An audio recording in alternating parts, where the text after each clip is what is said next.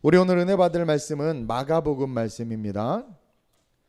우리 신약성경 마가복음 6장이에요.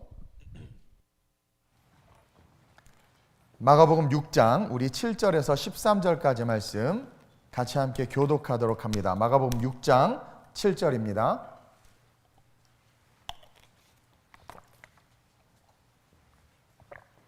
다 찾으셨죠?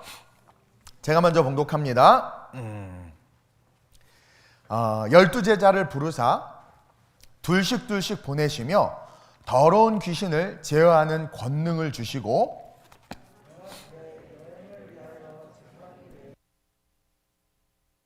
전대의 돈이나 아무것도 가지지 말며 신만 신고 두벌옷도 입지 말라 하시고 또 이르시되 어디서든지 누구의 집에 들어가거든 그곳에 떠나지 갈까지 거기 유하라.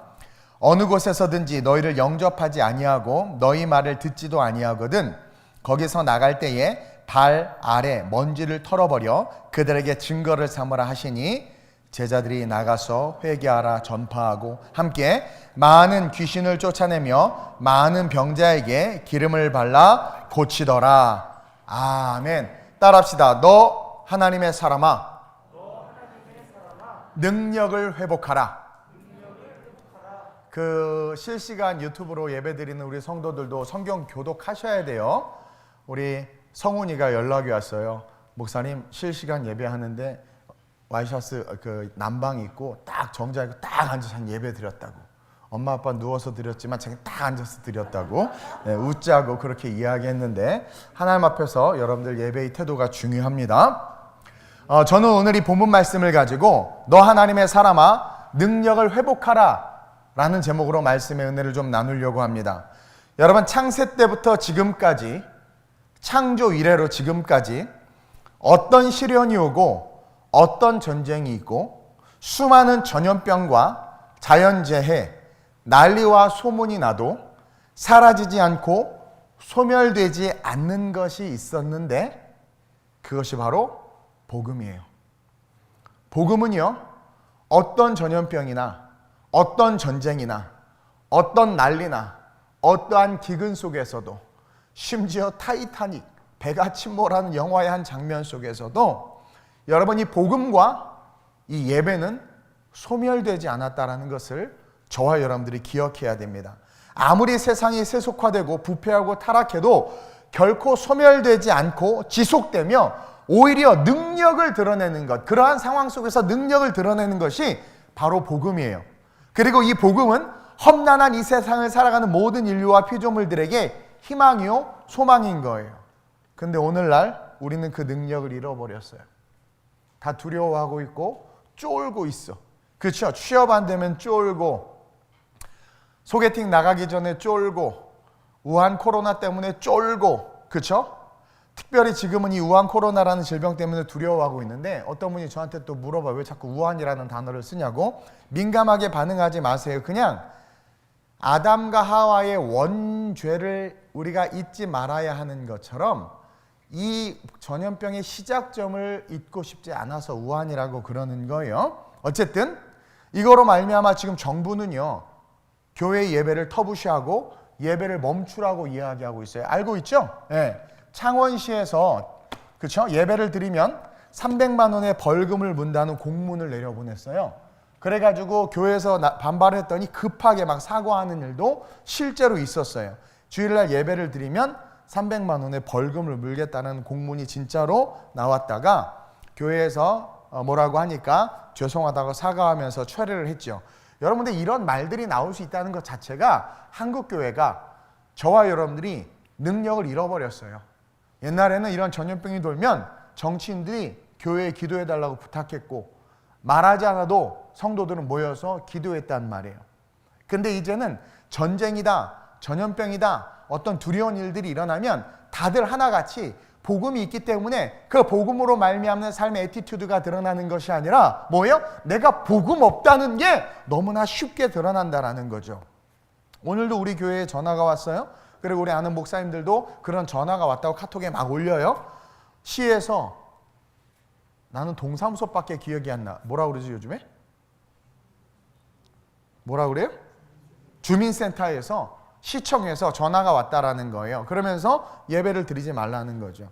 많은 교회들이 동일한 압박을 받고 있고 결국 예배를 포기하는 교회들도 지금 생겨요. 예배를 안 드려요. 그러면 세상 사람들은 예배를 안 드리는 교회를 박수치고 예배 드리는 교회는 마귀 사탄이라고 그래. 전염병을 무슨 확장시킬 것처럼 그렇게 생각을 한단 말이에요. 저는 믿지 않는 자들이 그렇게 반응하는 것은 100% 언더스탠드예요. 이해해요. 그들을 뭐라고 하거나 싫어하지 않아요. 교회를 모르고 종교를 모르면 그럴 수 있어요. 누구나 그렇죠. 근데 심지어 믿는 사람들조차도 그런 태도를 보인다라는 것에 사실 적지 않은 충격을 받았단 말이에요. 그리고 목사님들도 예배를 포기해요. 그러다 보니까 목사님들끼리 서로 다퉈. 예배를 고수하는 목사님, 예배를 포기하는 목사님. 누가 옳고 그러다 막 싸우는 거. 이게 뭔 난리인지 모르겠어요.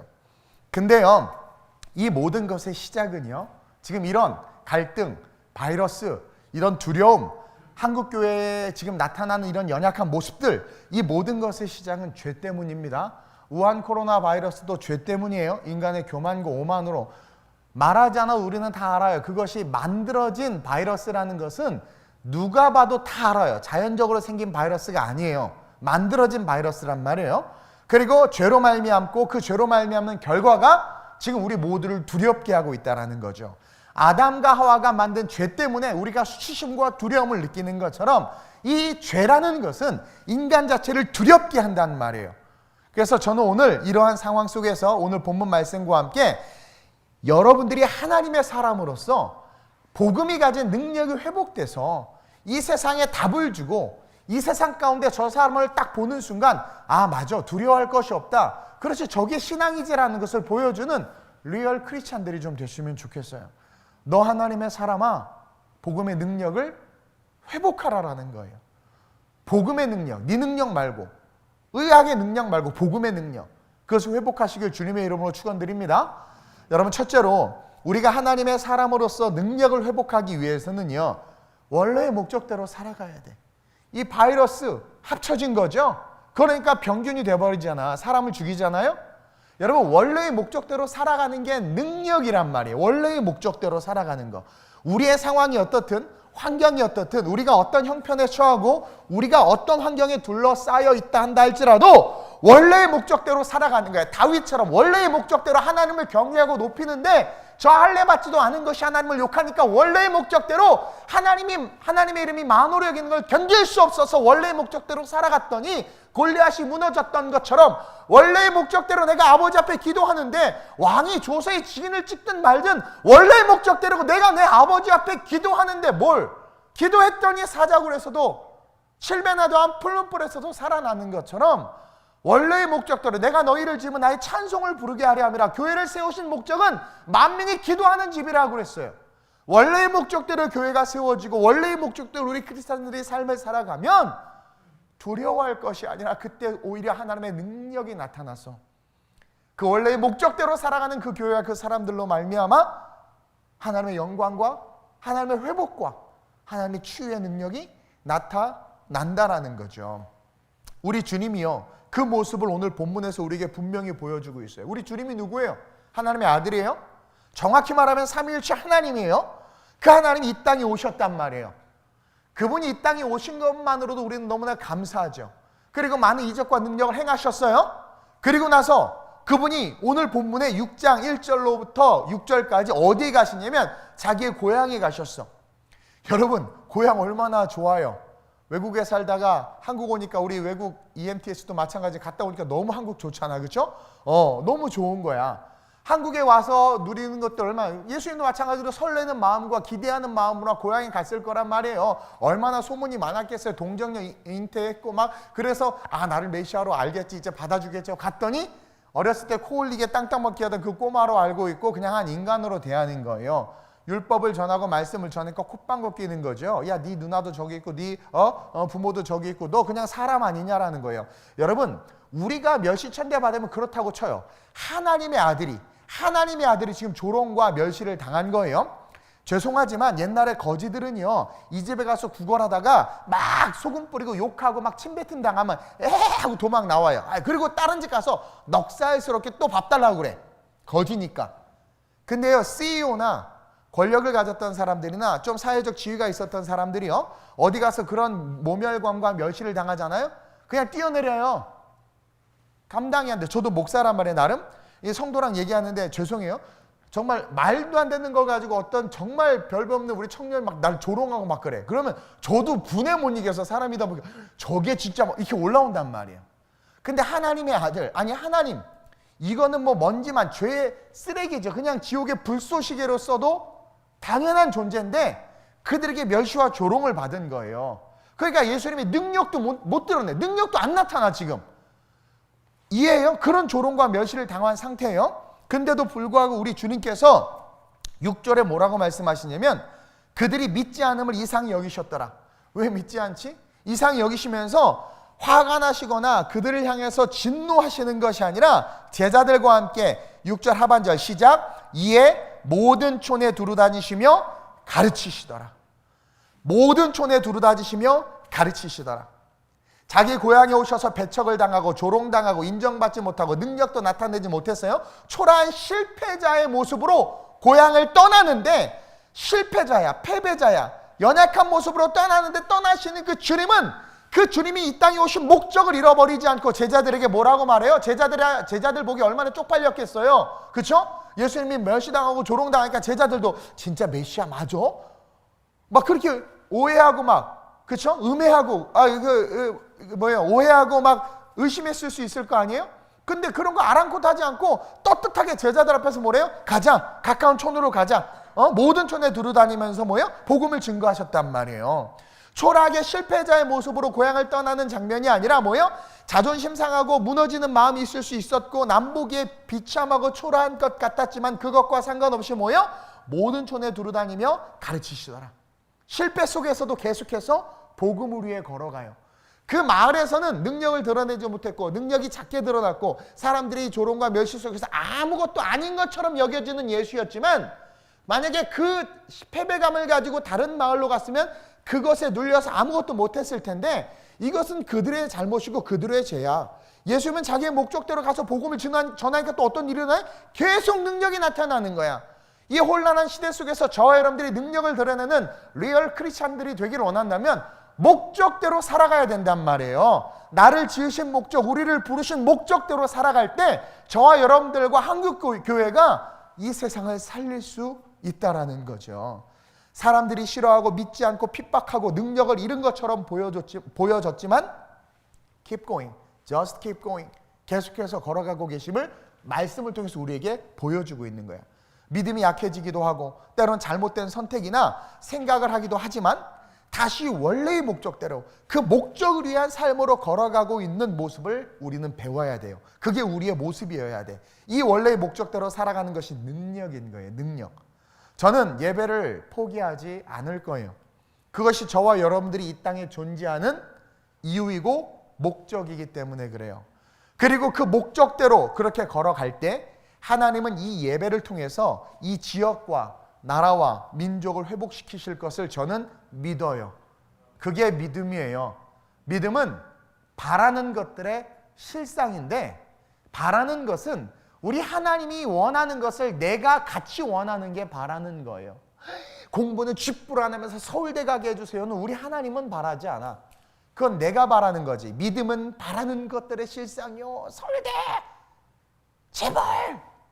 그걸 한 단어로 말하면 욕심. 믿음은 바라는 것들의 실상이라는 것은 그분을 알기에 그분이 바라는 것이 내가 바라는 거예요. 그분이 바라는 것을 내가 바랄 때 그것이 실상이 되는 게 믿음이란 말이에요. 믿음은 예수가 하나님의 아들이심을 믿는 게 믿음이기 때문에.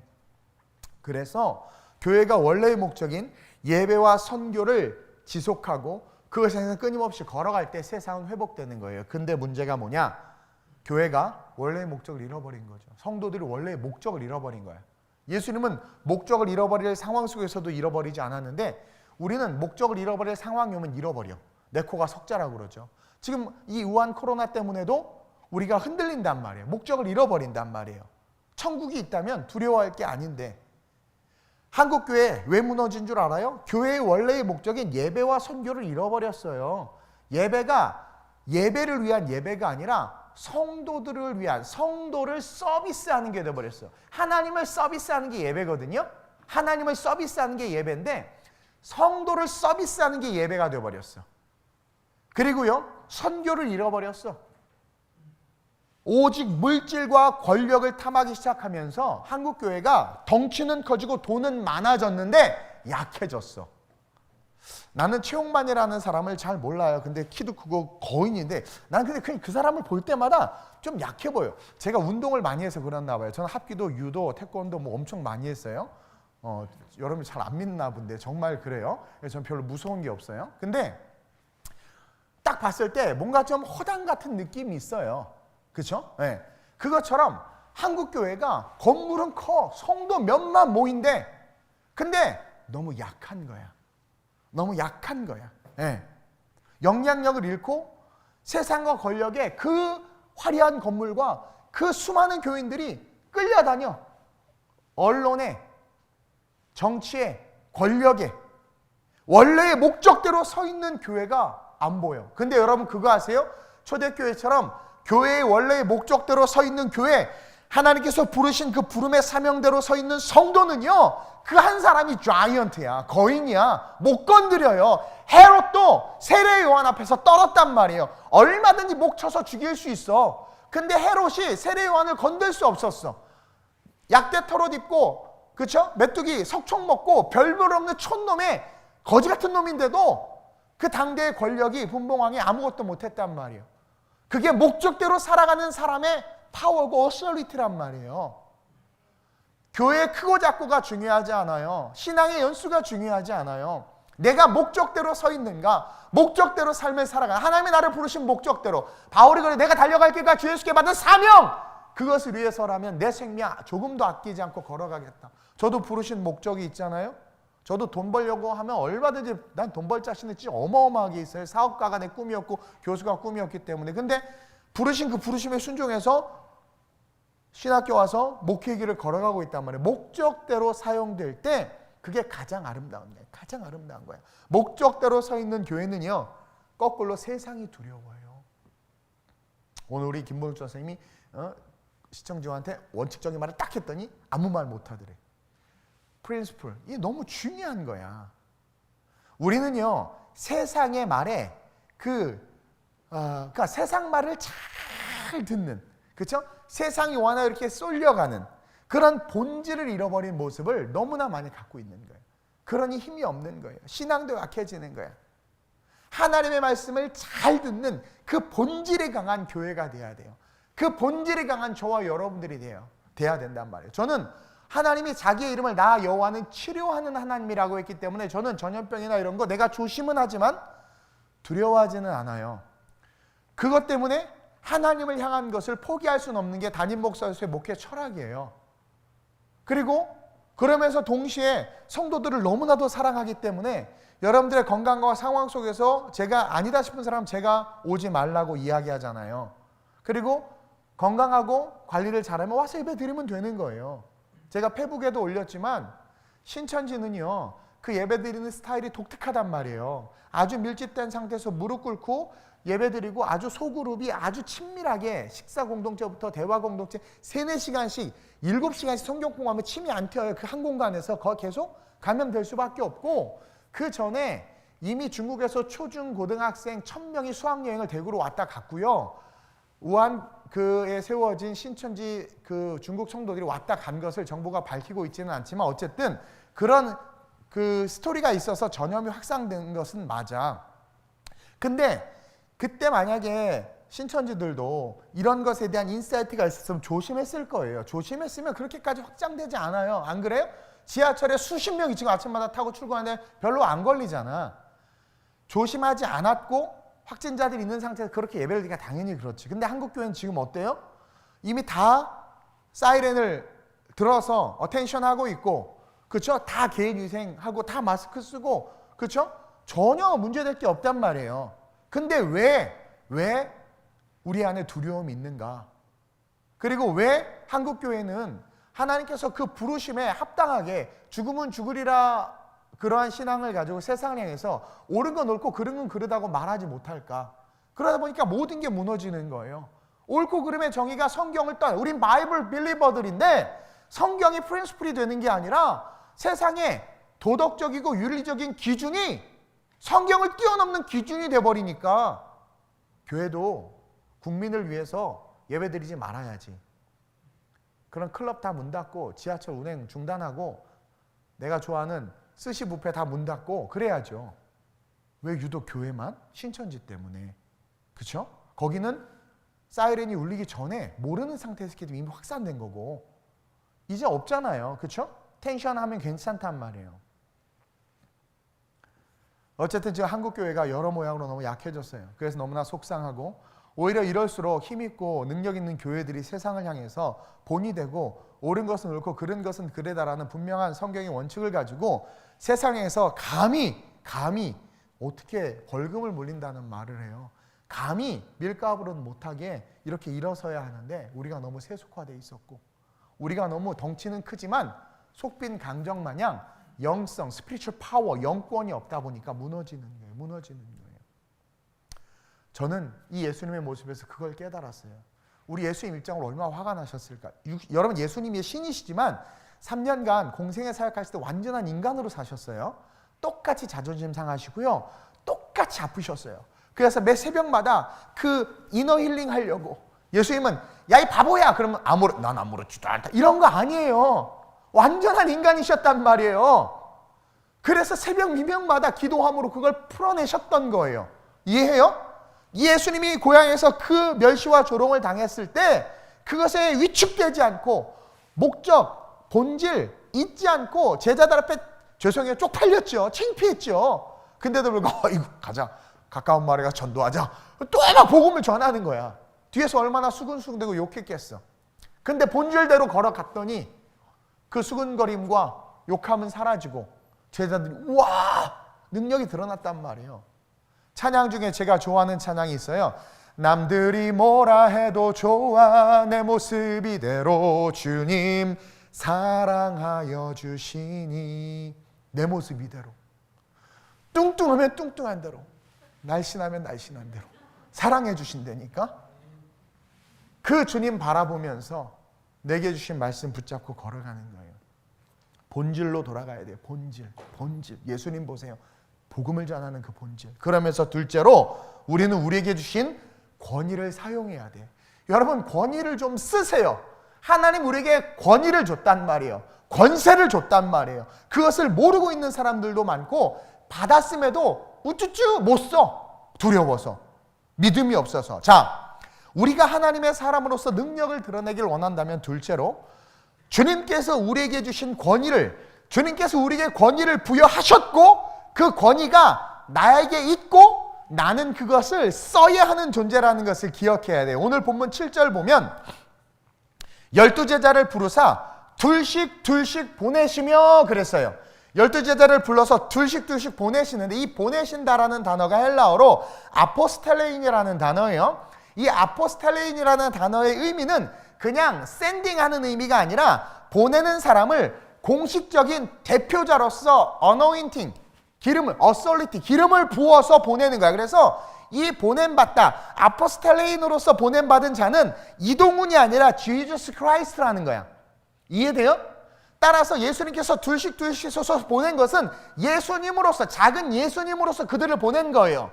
그래서 이 12명의 제자들이 이 누가복음 6장 전까지는 어리버리하고 멍청했지만 이들이 예수님의 보내심, 아포스텔레인을 받아서 가니까 어떻게 돼요? 귀신을 내어쫓고 병든 자를 치유하고 어떻게 돼요? 능력이 나타나는 거예요. 왜? 그들은 그들의 삶의 컨디션으로서의 그들이 아니라 권위를 가진 그들로서 그 자리에서 복음을 증거했기 때문이라는 거죠. 즉 주님이 복음을 위해서 주님의 대표로 저와 여러분들을 보냈다. 이 땅에 보냈다. 우리는 주님께서 보내신 국가대표, 하늘대표, 천국 대표다. 그 마인드를 가져야 된다는 거예요. 권위를 주셨다라는 거죠. 그리고 그 권위 속에 있는 두 가지 능력에 대해서 이야기해주고 있는데 7절에 12제자를 부르사 둘씩 보내시며 너네들이 곧 나다. 그러면서 나에게 있는 권위, 더러운 귀신을 제어할 수 있는 권능, 그리고 또 한 가지 뭐예요? 13절에 병자를 치유하는 능력, 이 두 가지는 예수님께서 공생의 사역 중에서 가장 많이 하신 사역이에요. 자, 예수님이 어느 촌에 들어갔더니 귀신을 들린 자가 있으면 떠났고 병든 자는 치유했어.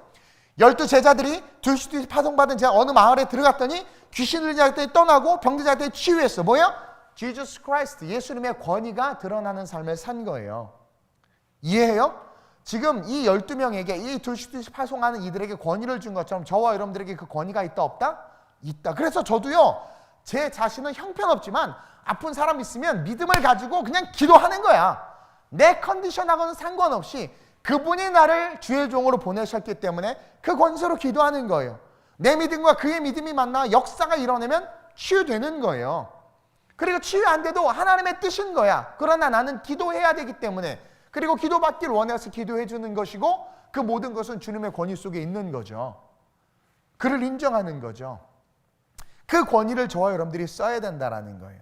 그래서 보내심을 받은 자들은 그 컨디션과 외모와 학벌과 가진 것은 별로인데 그들의 말에, 기도에 더러운 귀신들이 제어되고 병든 자들이 낫는 거야. 저도 어느 집회 갔더니 설교하러 오신 분이 영 컨트리에, 저분이 무슨 설교를 하는들 뭘 하겠어. 나도 벌써 외모를 가지고 평가를 하는 거 아주 못된 놈이지. 근데 말씀이 어쩜 그렇게 구수하고 누룽지 같은지 은혜를 흠뻑 받았어. 외모하고 달라요.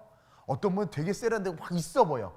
어쩜 지식이 무식이 그렇게 탄로가 나는지. 보이는 게 다가 아니다. 그 안에 그리스도가 있느냐 없느냐. 금그릇인데 예수 안 담겨 있으면 주님 오시면 다 없어질 그릇이요. 질그릇인데 예수 담겨 있으면 뭐예요? 질그릇은 깨질지라도 그 영혼 천국 가는 영혼 되는 거예요. 그러니까 외모가 중요한 게 아니야. 학벌이 중요한 게 아니야. 그 안에 복음이 있느냐, 하나님의 권위가 있느냐 없느냐, 이게 중요하다라는 거죠.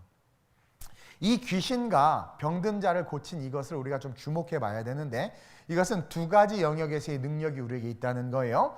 여러분, 귀신은요, 정신적 영역에서의 능력을 말하는 거예요. 정신적이고 영적인 능력. 즉 하나님께서 우리에게 주신 권위는 어떤 권위냐면, 제자로서 우리에게 주신 권위 중에 첫 번째 권위는 영적이고 정신적인 영역에서 능력을 드러낼 수 있다는 거예요. 병든 자들을 치유했다라는 것은 육체적 치유의 능력이 우리에게 있다는 거예요. 그래서 우리 주님이 주신 하나님의 자녀들이 가진 이 복음의 능력은 단순하게 이 복음으로 예수 믿고 천국 가자라는 그런 천국 가기 위한 능력이 아니라, 천국을 가되 천국에 대한 복음을 선포하되 그 천국 복음을 선포하는 그 선포자에게는 전인적 구원을 이룰 수 있는 권세가 있다. 전인적 구원이라는 것은 뭐냐면, 이 땅을 살아가는 모든 피조물들이 누리는 고통, 영적이고 정신적인 고통과 육체적이고 경제적인 고통을 해결할 수 있는 능력이 있다라는 거예요. 아시시에 가면 유명한 수도사 하나 있죠. 새하고도 이야기야. 프란체스카, 난 잘 몰랐든. 근데 그 사람이 뭐예요? 가는 곳이 땅이 황폐하고 꽃이 시들어도 기도해주면 꽃이 잘 자란대. 이게 소설일 수도 있지만 하나님의 권위가 있으면 그렇게 돼요. 모든 영역에 있어서 전인적 치유를 드러낼 수 있는 능력이 권위를 받은 자에게 있다라는 거예요. 그래서 우리가 복받으면 자연 만물도 복받고, 우리가 저주받으면, 아담이 저주받으면서 땅이 황폐해지고 없던, 하나님 창조하지도 않았던 가시와 엉겅퀴가 올라왔잖아요. 그것처럼 저와 여러분들은 전인적 구원을 위해서 이 땅에 보냄받은 작은 예수다. 이 세상에 쫄고 바이러스에 쫄고 세상에 쪼는 게 아니라, 여러분 두려움을 가지면 두려움이 더 와. 제가 그러잖아요. 공포 영화 볼 때 막 무서워서 하면 더 무서워. 무섭지만 그냥 눈을 부릅뜨고 봐. 공포 영화만 오늘 가서 보세요. 막 내가 분명히 그랬죠. 스크린 안에 있는 귀신은 절대로 스크린 밖으로 못 나온다고. 눈 감지 마. 계속 으아! 봐. 그냥 지나. 그리고 한 번 보면 그 다음부터 안 무서워. 근데 두려워하면 계속 두려워. 또 꿈에도 나타나고 화장실도 못 가고. 이 바보 등신 아니에요? 아유. 영화 한 편 보고 화장실도 못 가고 영화 한 편 보고 잠도 못 자고. 왜 봐? 영화인데, 그죠? 그것은 사실은 영적인 세계가 있기 때문이기도 해요. 근데 중요한 건 흑암의 권세, 어둠의 권세가 복음을 가진 자에게는 머리털 끝 하나 건들 수 없어요. 그 믿음을 가져야 돼요. 그 믿음을. 그게 둘씩 파송돼서 보냄받은 자가 가진 능력이고, 우리는 이 땅에서 전인적 구원을 위해서 일해야 될 복음의 사도들이라는 거죠. 그래서 하나님의 자녀들이 가진 복음의 능력이 이것이다. 즉 복음은 단순히 천국만 가는 능력이 아니라 이 땅에서 우리가 살아가는 삶의 우리의 이웃, 우리의 가정, 나라와 민족을 고치고 치유하고 회복하는 능력이 복음인데, 그 복음의 능력이 드러나고 함양되는 곳이 예배이고 교회이고 성전인데, 마귀는 의도적으로 적당하고 합당하고 합리적인 이유로 그것을 파하고 있잖아요. 지금 그거 알죠? 하나 양보하면 그 다음부터는 양보하는 거 되게 쉬워요. 그래서 첫 관문을 잘 지켜야 되는 거예요. 우리는 믿음이 있어야 하며 보냄받은 자라는 것을 절대 잊지 말고 기억해요. 저와 여러분들 보는, 이렇게 딱 봐도 맹해고 별볼 없는 것 같아도 하나님이 보냄받은 자야. 하나님이 보내신 자야. 그래서 그 능력을 쓰세요. 병든 자를 위해서 기도하세요. 이 우한 코로나를 위해서 기도하세요. 대한민국과 열방을 위해서 기도하시고, 여러분들의 가족을 위해서 기도하시고, 아이들을 품에 안고 기도하시고, 남편 위해서 기도하시고, 아내 위해서 기도하시고, 슈퍼 아줌마가 벌벌 때면 아우 내 기도할게 하고 그냥 거기서 그냥 계산하다가 어깨에 손 얹고 기도해 줘 버리세요. 막 내가 나사렛 예수의 이름으로 면 두려움은 떠나갈지어다. 하나님 이 영혼을 불쌍히 여기시고 모든 바이러스부터 지켜주시고 평안하게 해주세요. 예수님의 이름으로 기도드립니다. 내가 기도할게. 쫄지 마시고 담대하게 그 기도가 반드시 능력이 돼서 여러분들이 하나님의 사람이구나 라는 것을 세상에 드러나게 하실 거예요. 왜? 이 별 볼 일 없는 12명이 그 능력을 드러낼 때니까요. 그러면서 마지막으로 우리는 영혼 구원과 천국을 향한 믿음을 가지고 그 믿음을 끝까지 전해야 돼. 자, 이제 하나님이 우리가 본질적인 삶, 그렇죠? 우리를 보내신 목적대로 삶을 살아가는 거예요. 목적대로 삶을 살아가는 거예요. 그리고 권위까지 더하여 주셨어요. 그러면 그것을 가진 자들, 그 복음의 비밀을 아는 자들은 당연히 살아가는 삶 자체가 그의 나라와 그의 의를 위한 것이 돼요. 내가 직장 생활을 하든 사업을 하든 음악을 하든 뭘 하든 그것을 통해서 뭐예요? 복음이, 그것을 통해서 믿음을 증거하고 천국을 전하는 일들이 우리의 삶에 자연스럽게 나타날 수밖에 없다라는 거예요. 그리고 성경에서 말하는 능력은 바로 그걸 말하는 거예요. 능력은 복음을 드러내는 게 능력이지, 내가 공부 하나도 안 했는데 수능 만점 맞는 게 능력이 아니란 말이에요. 그건 욕심이고, 능력이라는 것은 뭐냐면 내가 복음을 가졌기 때문에 그 복음으로 말미암아 나타나는 어떤 것이 능력이에요.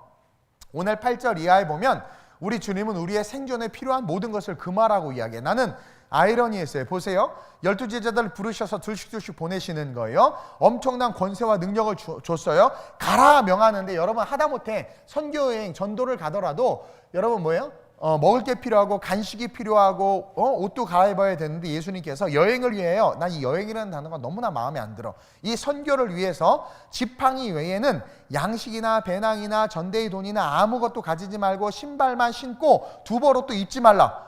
이게 말이 돼요? 가장 필요한 것. 아니 그 복음 전도를 위해서 그 길을 걸어감에 있어서 가장 필요한 것을 잘 들으세요. 금하고 있어요.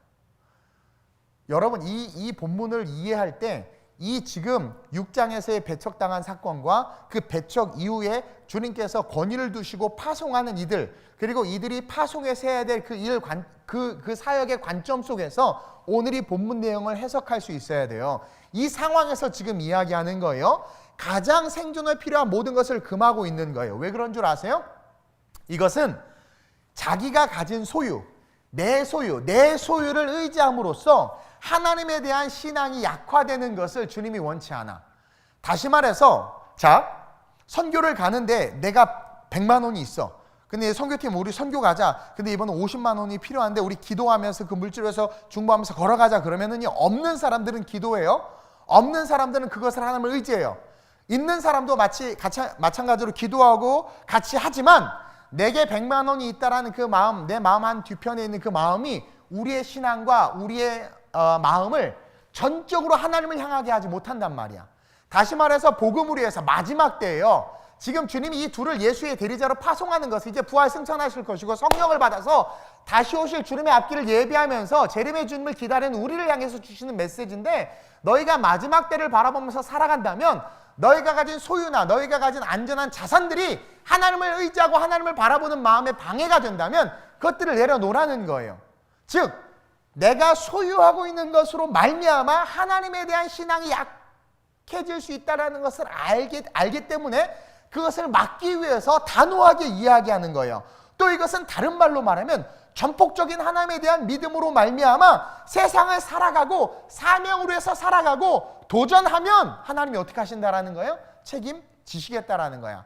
너희 있어야 될 것을 내가 아신다. 너희는 먼저 그의 나라와 그의 일을 구하라. 그럼 이 모든 것을 너에게 더하시겠다는 말씀이 함축되어서 이 본문 속에 있는 거예요. 마지막 때에 믿음을 파괴하고 예배를 파괴하고 한국교회를 무너뜨리려고 하는, 교회를 무너뜨리려고 하는 이런 세대가 올 때 너희가 영원한 천국 복음을 가지고 온전하게 그 하나님의 복음을 증거하려고 걸어가라는 거예요. 근데 너희가 경제적인 문제나 상황과 환경들, 너희가 갖춰야 될 것들, 그런 것들이 있다면 뭐예요? 전적으로 하나님을 의지할 수 없기 때문에 너희들의 신앙이 약해지고 무너지는 거야. 만약에 내일 모레 뭐 한 달 뒤에 주님이 오신다고 그랬어. 진짜 계시가 진짜 얘야 얘 오신다고 그랬어. 근데 우한 코로나가 창궐해. 근데 자 예배 드립시다. 예배 올 거야 안 올 거야? 정확하게 주님이 한 달 뒤에 오신다면 올 거야 안 올 거야? 그래도 안 와요? 어머 우한 코로나 안 올 거예요? 어이구 이거 대답을 못 하시네. 난 올 거야. 진짜 한 달 뒤에 주님 앞에 부끄럽게 어떻게 해요? 그렇죠? 마스크도 안 쓰고 예배 드릴 것 같아. 근데 우리에게는 주님 천국과 다시 오실 주님에 대한 그런 마음이 없는 거야. 믿음이 없는 거야. 너희가 정말 세상에서 복음을 전하고 능력 있는 삶을 살기를 원한다면 뭐예요? 전적으로 하나님만 의지할 수 있도록 하라는 거예요. 복음에만 관심을 두라는 거예요. 하나님의 도우심을 확신하라는 거예요. 그리고 동시에 마지막 날, 임박할 그날을 바라보며 그 믿음을 가지고 걸어가라는 거예요. 제가 영상을 하나 봤는데 우리 목사님들이 방에 올렸어요. 이제 초창기 이제 중국 우한에서 막 바이러스가 이제 한참 막 확장되고 있을 때 한 부자인가 봐. 부자가 병원에 왔는데 자기를 치료를 안 해주니까 100위안짜리를 이따만큼 들고 와서 여러분 봤나 몰라. 막 뿌려 병원에.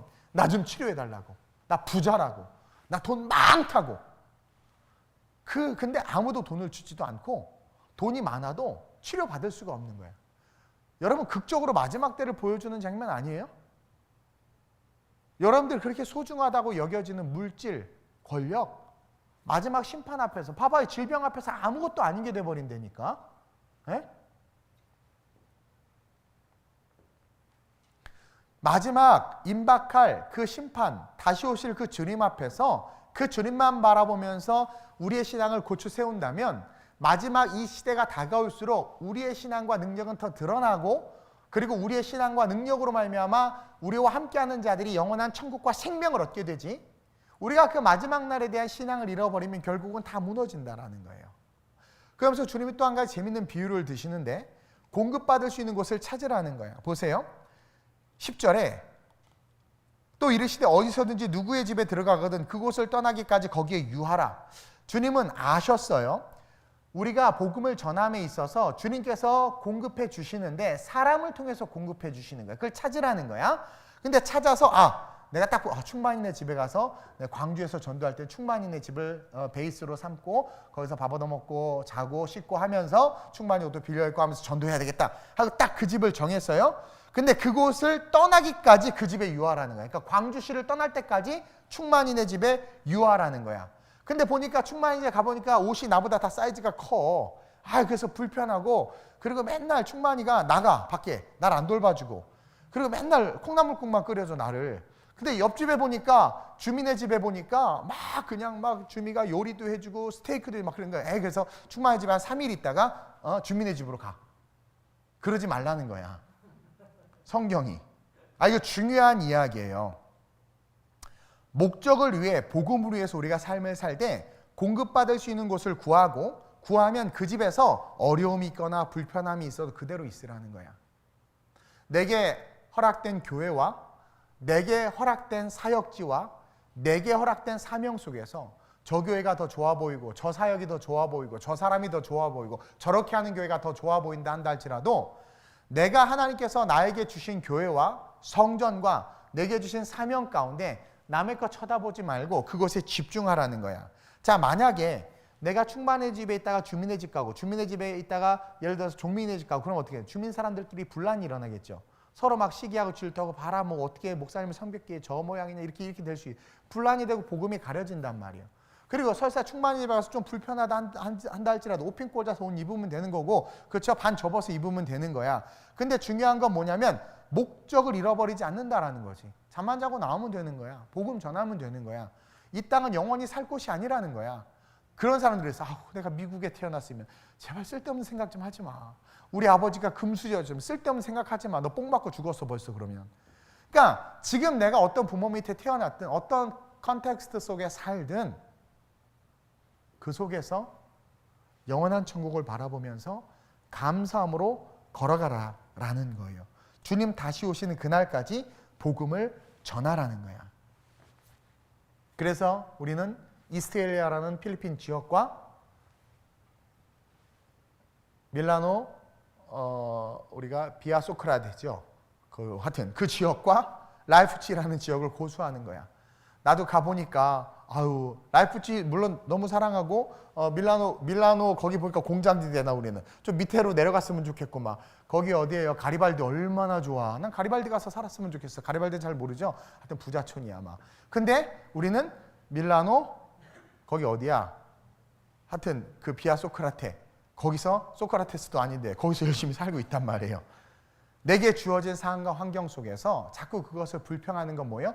복음의 포커스를 잃어버린 거다. 한국 교회가 정치에 휘둘리고 경제에 휘둘리고 세상에 휘둘리는 것은 한국 교회가 교회의 이 베이스 기지 안에서 포커스를 잃어버린 거야.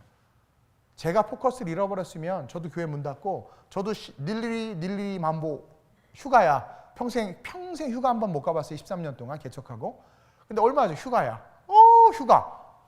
다 쉽니다. 새벽 예배만 쉬어도 이렇게 행복한 걸 말이야. 그렇죠? 모든 예배 쉬고 한 3주 교회 문 닫습니다. 막. 근데 가짜는 좋아.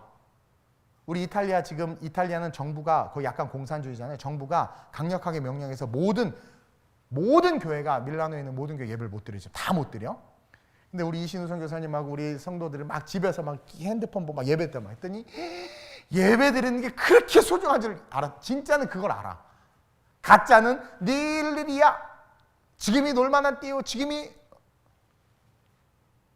여행 갈 만한 때다. 막 여행 다니고 막 그러는데. 그렇죠? 그러니까 여러분들 알아야 돼요. 주님이 나는 이 성경 말씀 볼 때마다 너무나 대단해. 우리 주님은 모든 것을 통찰해서 말씀 속에 다 기록해 놓고 계시는구나. 그렇죠?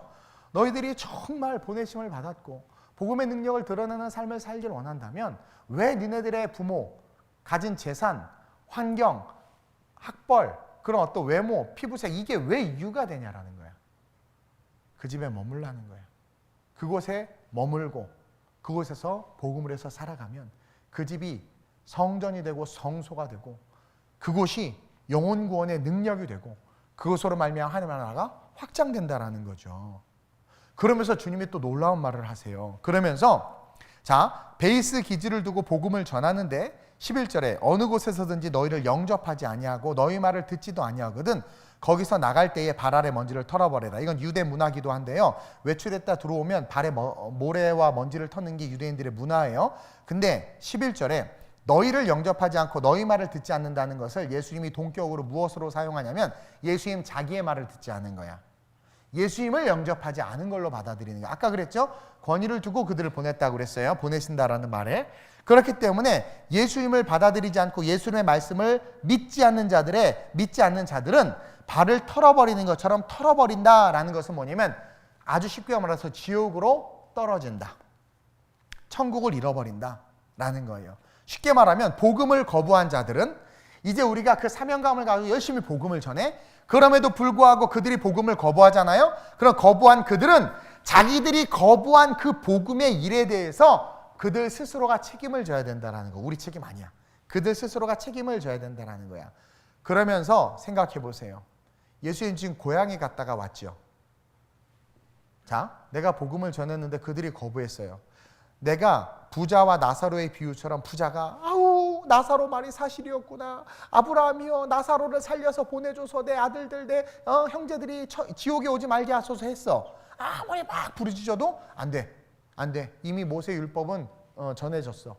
믿는 자들 통해서 믿지 않으면 천국 못 온다는 거야. 그렇죠? 그것처럼 예수님께서 고향에서 멸시와 천대를 받았어. 거기 사랑하는 사람들이 있었어.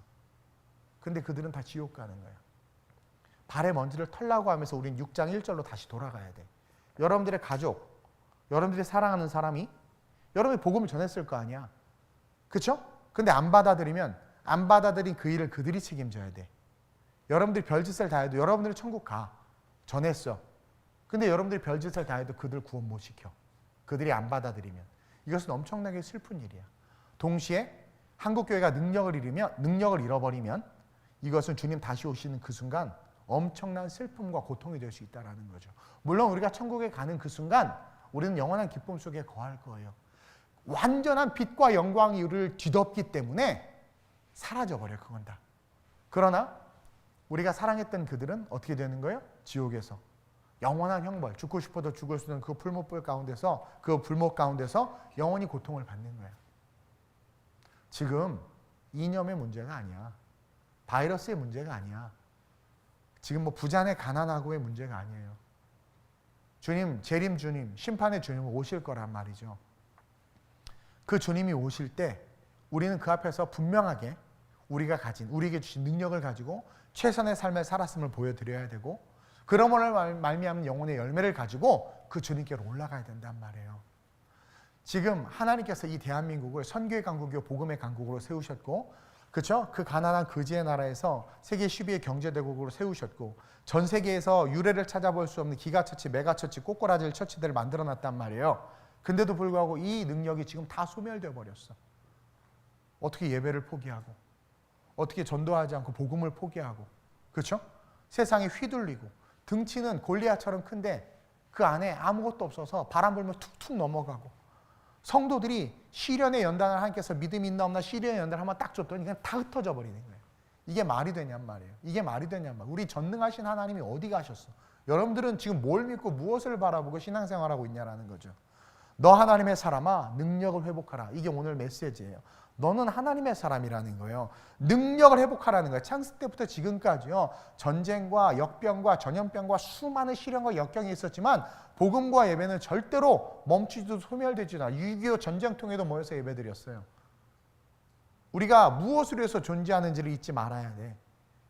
그것을 잊지 말고 우리는 끊임없이 하나님의 능력을 받은 자임을 기억하며 걸어가야 된다는 거죠. 회복과 능력은 목적대로, 우리를 지으신 목적대로 살아갈 때 나타나는 거예요. 목적대로 살아갈 때. 그리고 하나님께서 우리에게 권위를 주셨다고 그랬어요. 그렇죠? 정신적이고 영적인 것을 지배할 수 있는 권위, 육적인 것을 지배할 수 있는 권위를 줬다고 그랬어요. 그게 우리 안에 있어요. 그걸 쓰라고 그랬어요. 그것을 쓰면서 어떻게 하라고 그랬어요? 어떻게 하라고 그랬어요? 끊임없이 복음을 증거해야 돼. 그것이 있기 때문에 증거할 수 있는 거야. 그래서 세례 요한 앞에서 당대의 권력의 정점이었던 헤롯 왕이 아무 말도 못했던 것처럼, 오히려 세상이 풍파가 오고 시련이 올 때 많은 사람들이 교회를 의지하고 성도들을 의지하고 한국교회에 기도 부탁을 하면서 이 땅의 교회들이 기도하고 하나님을 높여야 된단 말이에요. 이게 기독교 신앙을 가진 저와 여러분들의 아이덴티티가 돼야 된단 말이에요. 천주교는 예배 미사를 금했다고 자랑하고 있는데 그건 자랑할 게 아니죠. 인본주의고 사람의 말을 들은 거 아니에요. 내가 사람에게 좋게 하랴 하나님께 좋게 하랴. 내가 사람에게 좋게 하면 하나님의 종이 아니라, 목사님 합리적으로 생각하세요. 그래도 이런 상황 속에서 그렇게 안전하게 해야 되는 거 아닌가? 그럼 처음부터 중국을 막아버리든가 그럼. 그리고 왜 신천지 때문에 한국교회가 같이 싸잡아서 욕을 먹어요? 그들은 그런 것을 모르는 상태에서 무방비로 당한 거예요. 우리는 다 어텐션하고 있기 때문에 It's okay, no problem.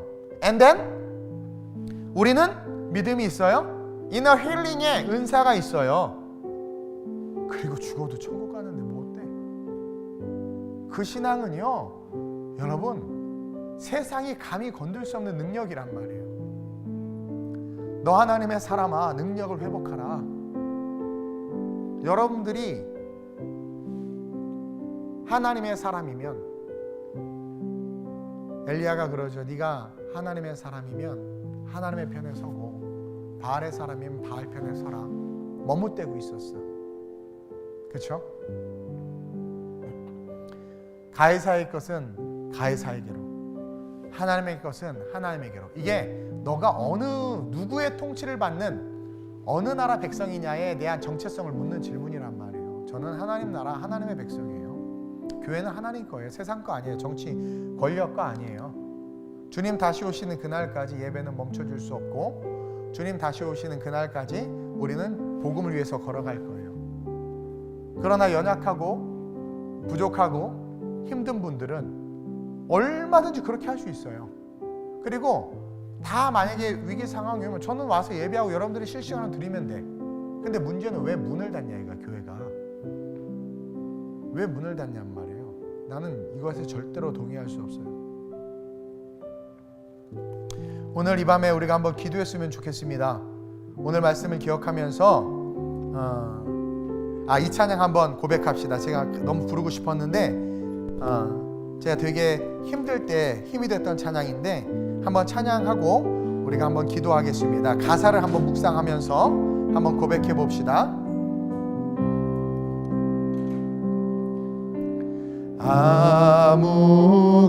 아무것도 두려워 말라. 주 너의 하나님이 지켜주시네. 놀라지 마라. 겁내지 마라. 주님 나를 지켜주시네.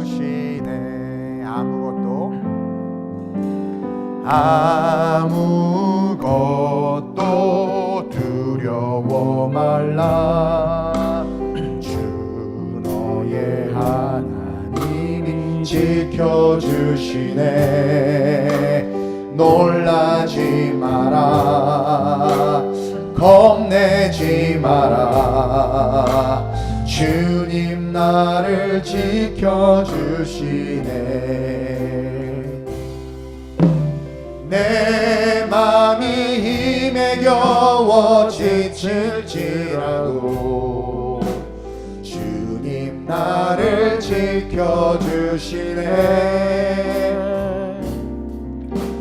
세상의 험한 풍파 몰아칠 때도 주님 나를 지켜주시네.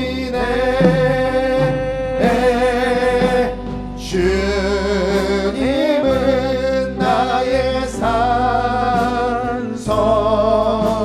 주님은 나의 요새. 주님은 나의 소망. 나의 힘이 되신 여호와. 주님은 나의 산성. 주님은 나의 요새. 주님은 나의 소망. 나의 힘이 되신 여호와. 우리는 하나님의 사람입니다. 너 하나님의 사람아, 능력을 드러내라. 능력은 목적대로 삶을 살아갈 때 능력이 나타납니다. 목적대로 열심히 살았더니 그 장모가 병든 것을 아시고 예수님이 치유해 주셨고, 목적대로 삶을 살아갔더니 죽은 자가 살아나고 병든 자가 치유됐습니다. 목적대로 살아갈 때 하나님의 능력은 나타납니다. 그리고 우리에게 권세를 주셨습니다. 모든 영적이고 정신적인 것들을, 육체적인 것들을 고치고 다스리고 치유하는 능력이 우리에게 있습니다. 그것을 가지고 세상을 향하여 중보하고 기도하는 우리가 될 수 있게 해달라고, 이웃들 주님 복음을 전해서 그들 주님 다시 오셨을 때 함께 천국 갈 수 있도록 내가 그 일 감당하는 자들 되게 해달라고, 세상에 31만 명이나 이단에 빠져서 지옥 가는 그 가운데 우리 사랑하는 가족들이 있고 자녀들이 있습니다. 이것으로 드러나서 얼마나 감사한지요. 그들 예수 앞에 다시 우리가 한국교회가 그들을 위해서 기도하고 그들에게 생명을 줄 수 있게 해달라고, 그리고 이 무너져가는 대한민국, 무너져가는 세상, 마지막 종말의 때를 향해 달려가고 있는 이 지구가 하나님 우리로 말미암아 구원받는 자들이 날로 늘어나는 다가오는 심판 가운데 구원받는 자들이 우리로 말미암아 늘어나는 역사가 나타날 수 있게 해달라고, 세상 권력과 세속의 집에 나가는 것이 아니라 내가 사람에게 좋게 하랴, 하나님께 좋게 하랴, 나는 성경의 가치와 기준을 가지고 주님 앞에 부끄러움 없는 모습으로 삶을 살아가리라. 나는 다니엘처럼 그 친구들처럼 온전한 신앙의 그 순수함을 가지고 삶을 살아가리라 결단하며 그러한 삶을 일어설 수 있게 해달라고 이 시간 주님의 이름 한번 부르고 기도합니다. 주여. 할렐루야. 우리 성도들을 축복하여 주옵소서.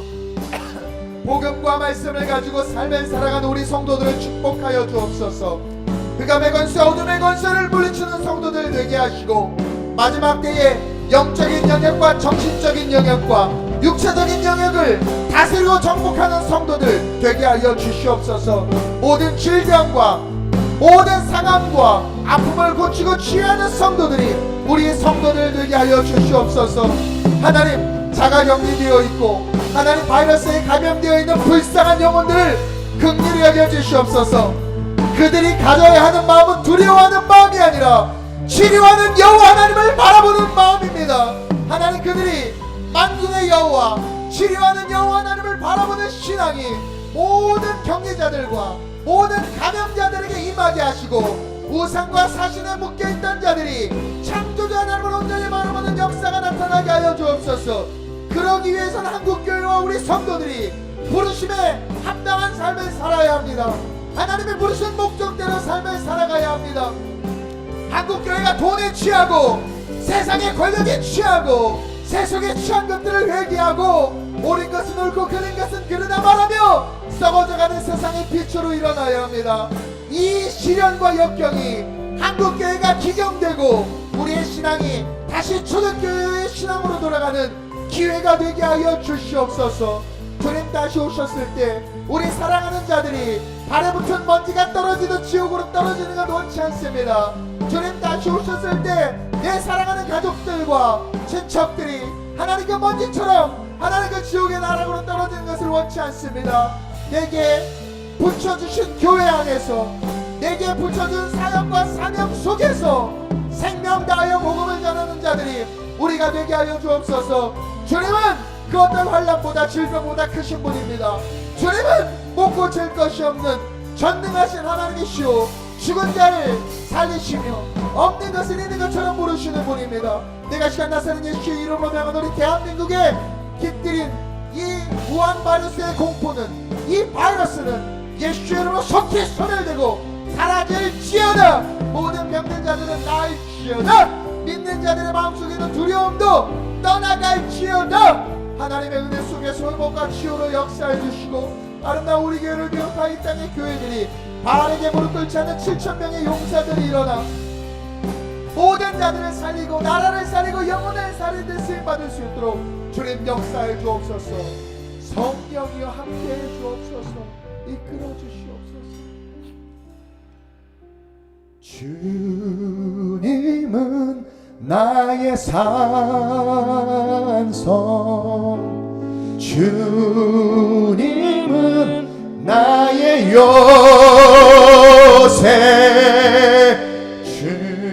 주님은 나의 소망, 나의 힘이 되신 여호와. 하나님, 당신이 살아계심을 믿고 우리의 일거수일투족을 바라보시며 우리와 함께 하시는 임마누엘의 하나님이심을 고백합니다. 이 대한민국을 불쌍히 여겨 주옵소서. 우한 코로나로 두려워하고 있습니다. 교회들도 두려워하고 있고 믿는 자들도 두려워하고 있습니다. 마치 골리앗 앞에서 벌벌 떨고 있었던 이스라엘 백성들과 같습니다. 한 사람 다윗이 있었으니 하나님을 바라보는 그 본질의 신앙을 가졌고 하나님이 주신 권세를 가졌고 해야 될 사명을 감당함으로 이스라엘의 패배영을 걷어내고 그들을 회복시켰던 것처럼 아름다운 우리 교회와 우리 성도들이 하나님 두려움에 가득 찬 한국과 한국 성도들, 하나님 그들을 향하여 진정한 복음의 능력을 드러내므로 두려움에 그들을 걷어버리고 찢어버리고 전능하신 하나님의 능력이 있음을 선포하며 치유의 하나님으로 말미암아 이 사태가 속히 해결되고 오히려 이 화가 변하여 복이 되는 역사가 있을 수 있도록 성령이여 역사해 주옵소서. 자가격리되어 있는 성도들이 많이 있습니다. 우리 교회 성도들도 있고 많은 하나님 백성들이 또 감염된 많은 영혼들이 있습니다. 다 죄로 말미암는 겁니다.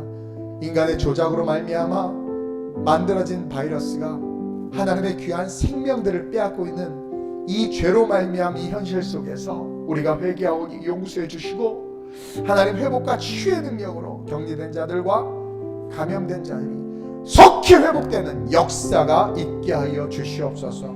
한국교회가 끼어 기도하게 하시고 우리 성도들이 삶의 자리에서 종말의 때에 만약 정말 이러다가 마지막 때 주님이 오시면 나 어떡하나, 그제 가서 땅을 치고 돈을 뿌리며 살려달라고 구원시켜달라고 외쳐봐야 소용없는 그때가 옴을 기억하며 지금 내 발에 묻은 먼지가 털려 떨어져 지옥으로 떨어지듯 사랑하는 사람들이 떨어지지 않게 하기 위해서 우리에게 가진 권위, 어서리티를 가지고 복음을 증거하는 자들 되게 하시고 그러므로 말미암아 하나님이 기뻐하셔서 한국교회를 다시 회복시키시고 우리 성도들을 강하게 하시고 능력 있게 하시며 이 대한민국이 선교의 강국이요 복음의 강국으로 놀랍게 일어서게 하실 줄로 믿사오니 그 일들을 감당할 수 있는 우리가 되게 하시고 기도하는 우리 성도들 되게 하시고 믿음으로 전진하는 믿음의 백성들 되게 하여 주시옵소서. 목적대로 살아가야 합니다. 우리를 지음받은 그 목적대로 부르신 목적대로 우리가 서 있는 이 자리에서 이곳에서